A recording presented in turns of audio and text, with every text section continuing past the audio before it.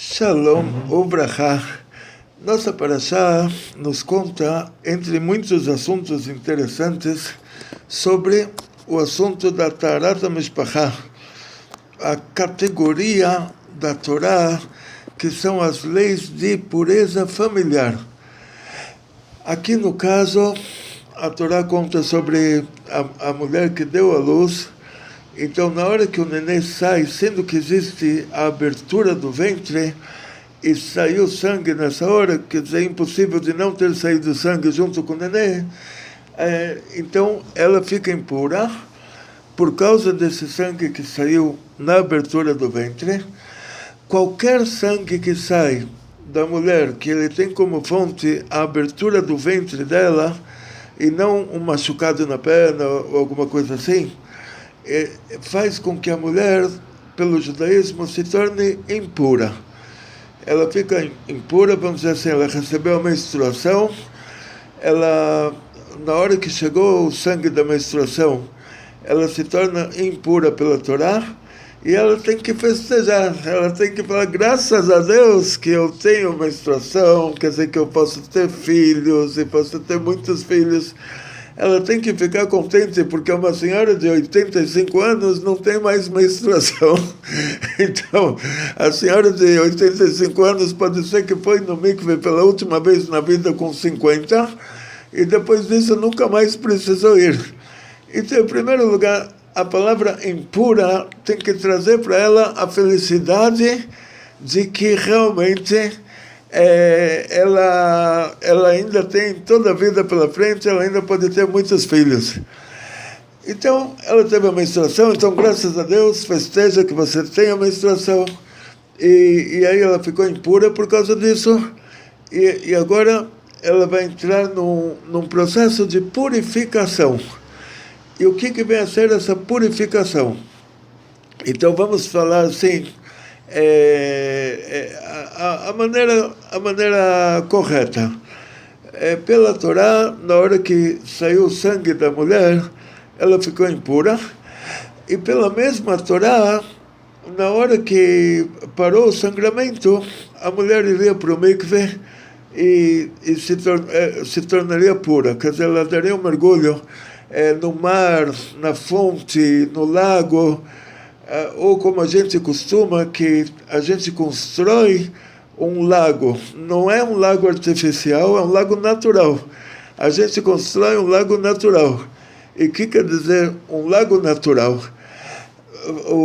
Você constrói o mikve de um jeito que quando chove, essa chuva vai entrar dentro do mikve, vai encher o que é chamado de o oitzar, vai encher a parte de baixo do mikve, ou em alguns mikvaot a parte do lado, e, vamos dizer, no caso do mikve Chabad, que a água da chuva, ela vai direto para, vamos dizer, para a piscina de baixo. Vamos dizer assim, o mikve, ele é uma construção que contém uma piscina de água de chuva que não passou por encanamento, quer dizer que ela passou só por coisas fixas. É uma construção que já na hora que pinga a gota de água, ela não vai passar por nenhum sistema móvel que vai conduzir ela, porque senão já não é mais considerado mikve, já é uma piscina. Se ela precisa de uma torneira para encher ela, já é uma piscina. Então, para ser considerado mikve, a água da chuva tem que entrar diretamente nela, somente via lugares fixos, e não lugares móveis. E a mikve do Chabad é uma piscina embaixo, que se encheu de água de chuva, depois tem tipo de um chão com uma abertura no meio, mas não é uma abertura tão grande para que a mulher possa cair dentro da piscina de baixo. E aí se enche em cima com água da torneira, com cloro, com tudo, e sendo que essas duas águas elas entram em contato, a água de cima ela também vira como se fosse a água de chuva. Ou seja, cada vez que você acrescentou um pouquinho de água, sendo que a maior parte era a água da chuva que estava embaixo, tudo que entra em contato com essa água de chuva vira água de chuva também.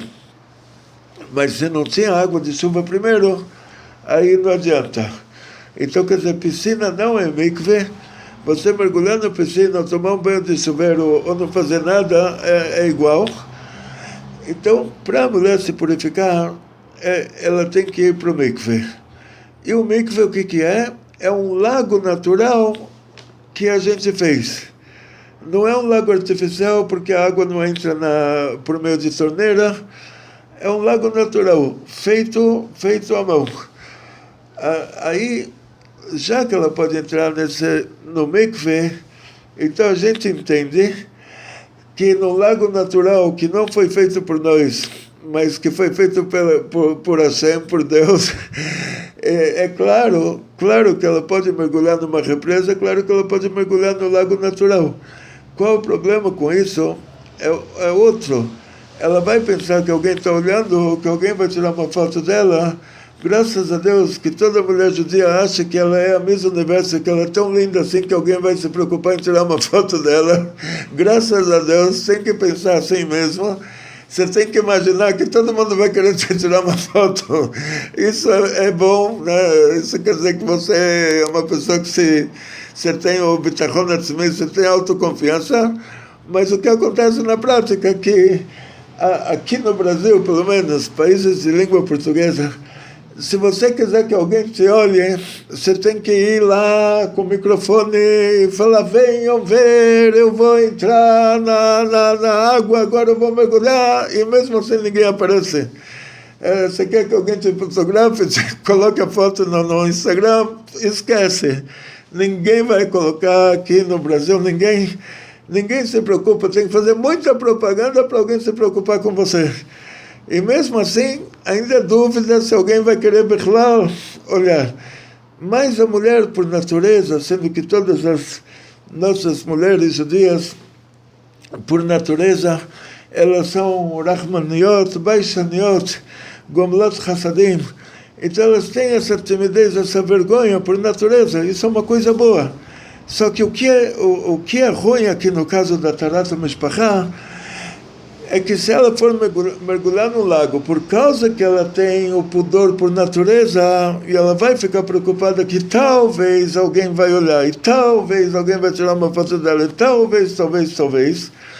E aí ela vai estar preocupada, e na hora que ela mergulhar, ela não vai prestar atenção. E tem coisas que ela não poderia fazer. Por exemplo, se ela coloca o pé no barro e depois enfia a cabeça embaixo da água, não é considerada que ela está no mikve, porque o pé está na terra. Então ela teria que limpar o barro do pé embaixo da água, se ela estivesse mergulhando no lago. E depois mergulhar no ar do lago, assim, quer dizer, que ela não tocasse no chão do lago. Teria que dar um jeito assim para ficar dentro da água, que o cabelo não ficasse para fora da água e que os pés não ficassem dentro do barro. E ela está preocupada que alguém está olhando, é capaz que ela faça errado por causa disso. Então, por isso, tanto o mar, quanto o lago, quanto uma parte do rio que a água está parada, que se for na parte do rio que a água está andando, não é considerado mikve, porque os rios brasileiros, a maior parte deles não é a água que saiu da fonte, mas sim a água da chuva. Então, se ela vai mergulhar na água corrente do rio, ela está mergulhando numa água de chuva em movimento, que aí não serve. Para a água de chuva se purificar, a água da chuva tem que estar parada. Então tem que ser de um lado do rio. Então, por causa disso, o certo é ir para o mikve. Que aí no mikve você não está preocupada que alguém está olhando, que vão se colocar no Instagram, que vão se colocar no Facebook.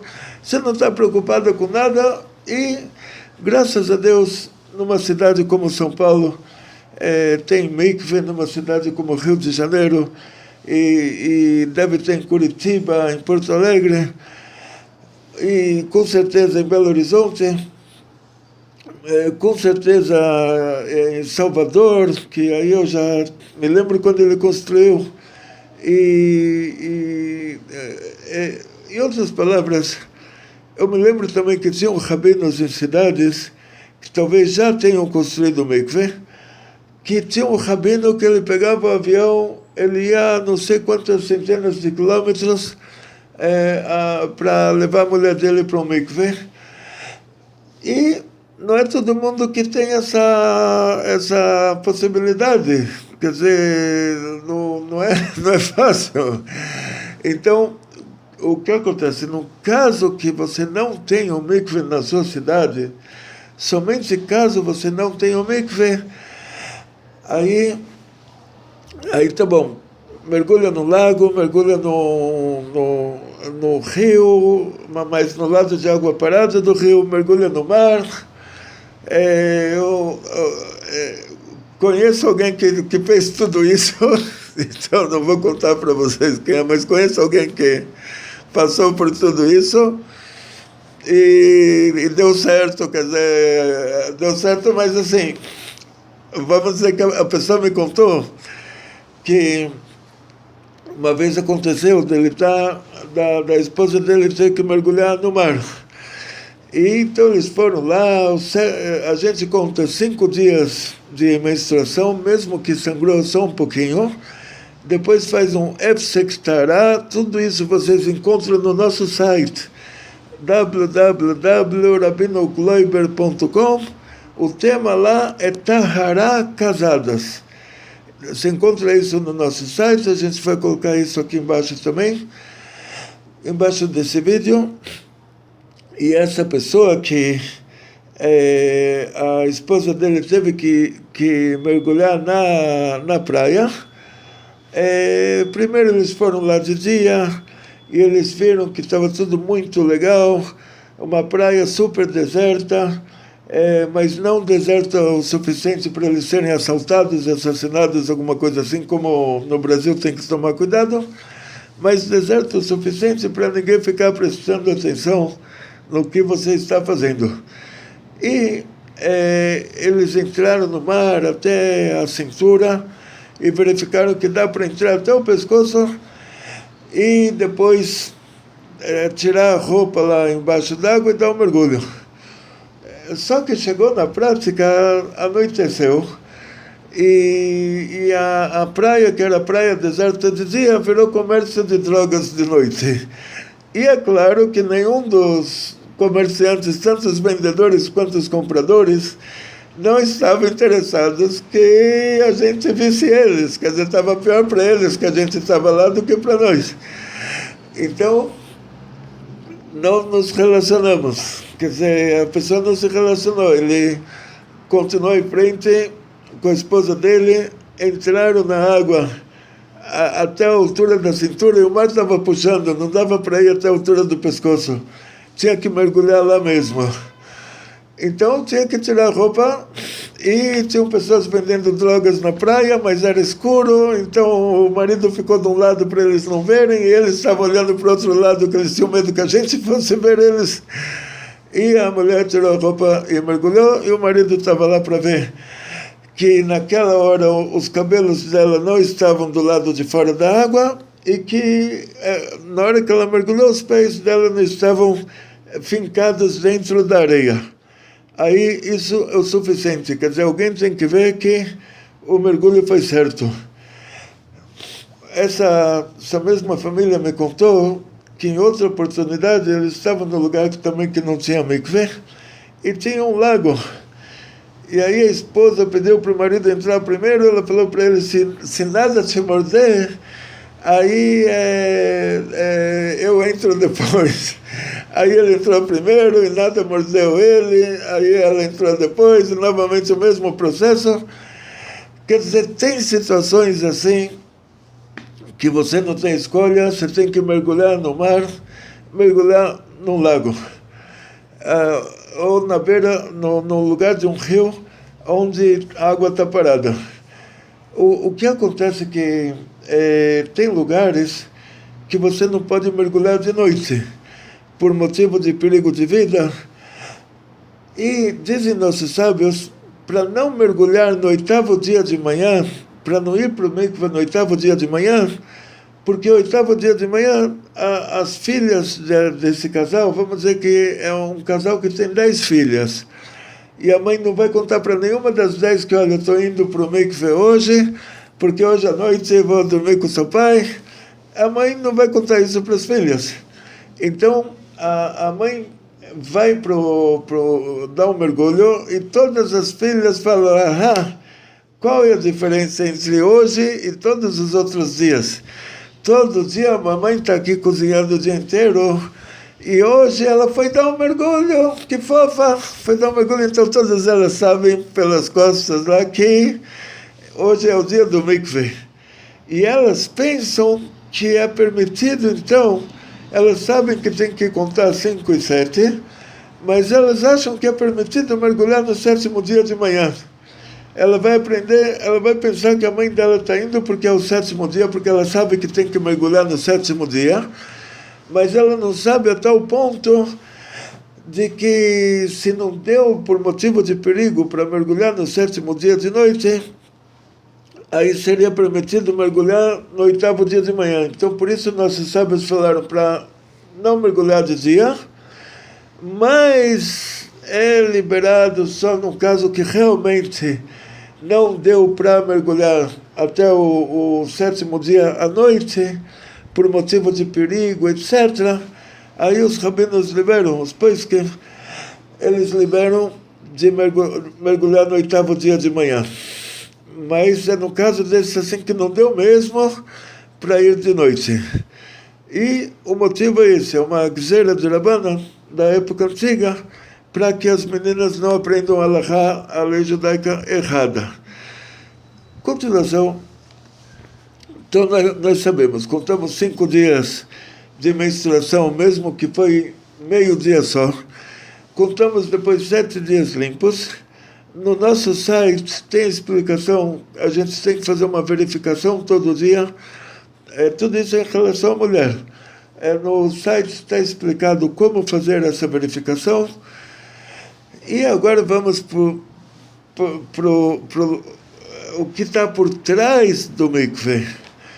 Por que Hashem, por que Deus, ele escolheu esse jeito para purificar uma mulher dessa maneira? Porque não foi de outra maneira. Nós sabemos que tem um tipo de impureza que é chamado de impureza de mortos. Essa impureza de mortos, a pessoa teve que enterrar alguém. Ele ficou impuro de mortos. Então, na época do Beit HaMikdash, tinha a vaca vermelha, era feita a shritá da vaca vermelha, o abate da vaca vermelha, era feita uma fogueirinha depois que ela foi abatida.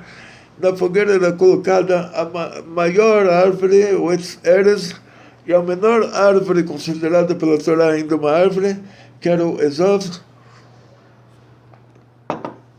uma Tolat Shane, e tudo isso era queimado junto, e era feito o pó disso, servia para centenas de anos, assim, para purificar as pessoas, para não pensar só 9 vacas vermelhas durante os nossos 3.300 anos de história, dos quais 2.000 já estamos sem Beit HaMikdash.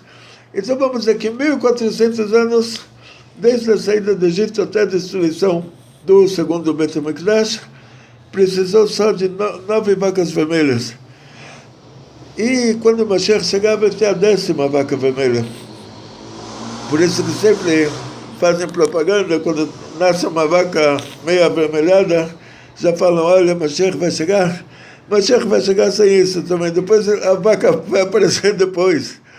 De qualquer maneira, o processo de purificação de alguém que está impuro, impureza de mortos, é que o Cohen vai espirrar nele uma água de fonte com o pozinho da fogueira da vaca vermelha. Isso vai ser espirrado nessa pessoa. O Cohen vai colocar num copinho de água a água da fonte com o pozinho da fogueira da vaca vermelha, e enfiar dentro disso um galinho daquela menor árvore do mundo, que é o Eitz Hazov, e vai espirrar sobre a pessoa que se impurificou. 2 vezes em uma semana, o Kohen vai espirrar essa água em cima dessa pessoa, e a pessoa depois disso está puro, impureza de mortos. E porque no caso da mulher não foi feita uma coisa assim, que fosse mais fácil, porque ela precisa mergulhar dentro da água. E aí a gente entra no lado cabala da coisa, no lado oculto. Está escrito, quando Hashem criou o mundo, Bereshit bara Elokim et hashamayim bet haaretz. No princípio, Deus criou o céu e a terra. E depois começa o que Deus criou no primeiro dia, o que Deus criou no segundo dia, o que Deus criou no terceiro dia. Então está escrito, no princípio Deus criou o céu e a terra, e Beruach Elokim, Ruach Elokim representa a revelação divina, Merachefet al Pnei Habayim, estava pairando sobre as águas. E aí começa a criação do mundo oficial. Vayomer Elokim Eior. E Deus falou, seja luz. Deus não falou Fiat Lux, Deus falou, e aí, Or, em hebraico, Então, não pode esquecer esse detalhe. E aí se pergunta, por que era tão importante para a Torá contar para você que Ruach Elokim merachefet al pnei hamayim, que a revelação divina ela estava pairando sobre as águas. Se, como disse Rashi, que no começo está escrito, no princípio Deus criou o céu e a terra, então quer dizer que no princípio Deus criou tudo num instante. E depois, cada dia, Deus foi tirando, a terra foi tirando aquilo que tinha sido criado no primeiro dia. Então, no terceiro dia está escrito que a terra tirou as árvores, a terra tirou as ervas. Então, os 6 dias da criação, na verdade, eles foram criados primeiro em potencial, e depois, cada dia, eles foram tirados na prática. Então, em potencial, o Sol, a Lua e as estrelas já tinham sido criados no primeiro dia. Em potencial, quer dizer, eles não existiam ainda, eles só passaram a existir no 4º dia. No 4º dia, a Terra tirou daqui o Sol, tirou daqui a Lua, tirou daqui as estrelas, e por isso até tem teorias, não é um negócio para a nossa aula de agora, tem teorias de que tinha um Big Bang. Isso é um Big Bang de verdade, que Deus tirou daqui tudo. No começo Deus criou o céu e a terra, quer dizer, uma terra só, e Deus tirou daqui todas as galáxias. Mas isso não é assunto para a nossa aula aqui. Hoje a nossa aula é pureza familiar. E na prática, no princípio Deus criou o céu e a terra, precisava falar isso. Depois Deus falou que seja luz, quer dizer, começou a criação, do primeiro dia foi a luz. Então Deus já está tirando as coisas da potência para o ato, da potência para a existência, quer dizer, e agora então por que precisou dizer que Ruach Elokim merachefet al pnei hamayim, que a revelação divina estava pairando sobre as águas? Isso é desnecessário. Quer dizer, que Deus criou o céu e a terra era necessário dizer. Que Deus fez a luz também era necessário. Agora, dizer que a revelação divina estava pairando sobre as águas e que daqui você entende, se Deus criou o céu e a terra, então teria que ser água, certo? Já inclui, a água está inclusa. Mas por que precisava falar isso? Que a revelação divina estava pairando sobre as águas. Então, aí nós nos aprofundamos no lado cabalístico da pureza. Pureza e impureza, elas são coisas muito espirituais. Elas são os mandamentos da Torá, que estão numa categoria chamada de hukim, são coisas que a gente não tem como entender. E quando a gente fala, olha, a pessoa está pura, a pessoa está impura, pode fazer exame de sangue, pode fazer exame de corona, não vai descobrir se ela está pura ou impura. Qualquer exame laboratorial que você fizer, em relação a purezas e impurezas, a pessoa colocou a mão numa cobra morta e depois lavou a mão com álcool gel. Então, só que antes de colocar a mão na cobra morta, a pessoa estava pura. Depois que colocou a mão na cobra morta, a pessoa ficou impura. Lavou a mão com álcool gel, não adianta nada. Não é isso que vai purificar a pessoa. Vai para um laboratório, faz todos os exames antes e depois. Não vai sair exame nenhum que, olha, antes ele estava puro, depois ele ficou impuro. Não vai sair diferença nenhuma. Não vai sair diferença no exame de sangue, no exame de tudo. Então, o assunto de pureza e impureza é um assunto espiritual.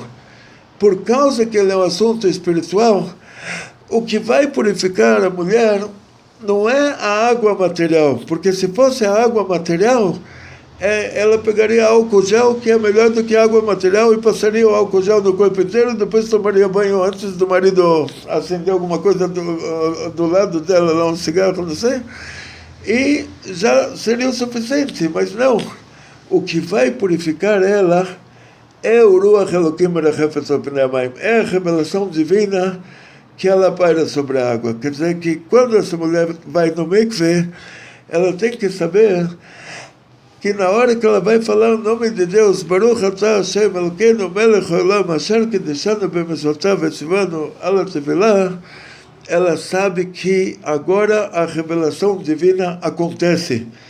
O Ruach Elokim merachefet al Pnei Hamayim, a revelação divina está sobre as águas, e é isso que vai purificar ela.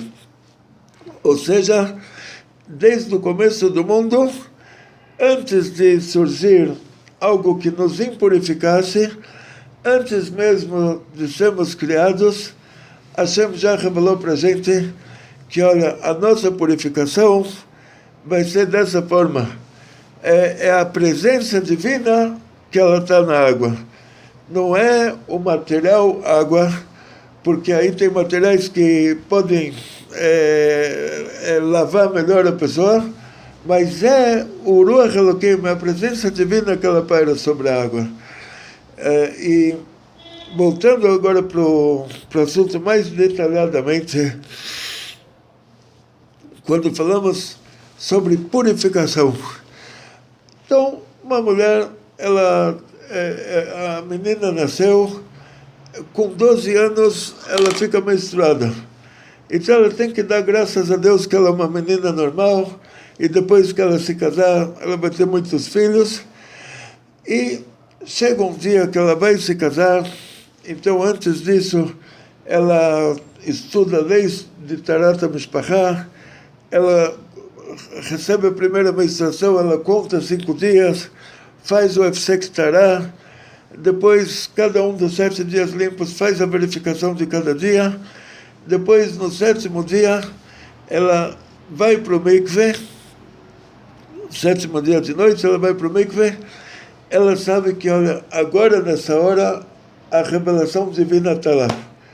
Ou seja, o que está fazendo ela se tornar pura é a revelação divina que Deus falou para ela mergulhar no mikveh, e a revelação divina paira sobre a água, é isso que está fazendo ela se tornar pura. Por quê? Imagina o telefone celular que ele se encheu aí de problemas, ele está devagar, e você resolve voltar ele a configurações de fábrica. Ou seja, você vai resetar agora o telefone inteiro, você vai retornar ele com configurações de fábrica, depois disso ele vai ficar um carro 0 km. Então, o que essa mulher está fazendo na hora que ela está entrando na água, no mikveh, ela está voltando para aquele dia antes de que cada coisa no mundo foi criada, antes que foi criada a luz, antes que foi criado o sol, a lua e as estrelas, antes que foram criadas as árvores, as frutas. Ela está voltando para aquela água que estava no primeiro dia da criação, que Deus criou o céu e a terra, e isso incluiu toda aquela água. E não está escrito que no segundo dia Deus criou a água. Está escrito que Deus separou entre a água de cima e a água de baixo. Quer dizer que essa água, quando está escrito que Deus criou o céu e a terra, incluiu toda essa água. Ela está voltando para aquela etapa que antecede a criação do mundo na prática. Lá era a criação do mundo no potencial, vamos dizer assim, a criação do mundo na teoria. E depois, cada dia, Deus falou que a terra tire as árvores e que dão frutos e as ervas, e que no quarto dia que a terra tire o solo e as estrelas, e no quinto dia que a terra tire, que a criação das aves e dos peixes. Ela está voltando para antes da criação, ela está resetando tudo. E isso é uma explicação muito profunda, que tudo que veio para ela de impureza é como uma criança, assim. A criança, depois que nasceu, cresceu e fez um monte de besteiras. Então ele precisava de uma segunda chance, voltar para a barriga da mãe e nascer de novo, ter uma segunda chance. E a barriga da mãe dele, o que é? É água, é o nenê dentro da água. Então, quando a mulher vai para o mikveh, ela está voltando para aquela água do Bereshit, para aquela água do começo da criação, aquela água onde pairava a revelação divina, e aquela água é Hashem que paira sobre ela no mikveh e purifica ela. Hashem que está pairando sobre essa água, por isso ela está se purificando, por isso ela está se